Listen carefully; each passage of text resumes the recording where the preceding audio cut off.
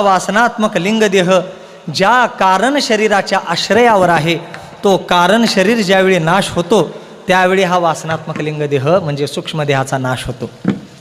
तोपर्यंत हे जन्म मरणाचं चक्र थांबत नाही. हा वासनात्मक लिंग जर नाश करायचा असेल याचा, तर काय करावं लागेल? तो ज्याच्या आश्रित आहे त्या कारण देहाचा नाश करावा लागेल. ते कारण देह म्हणजे अज्ञान, आत्मस्वरूपाचं अज्ञान. त्याची प्रतीती आपल्याला कुठे येते? तर सुषुप्ती अवस्थेमध्ये. मी काहीही जाणत नव्हतो, सुखानं निजलो होतो. ही अज्ञानाची अनुभूती म्हणजे काय? कारण देह.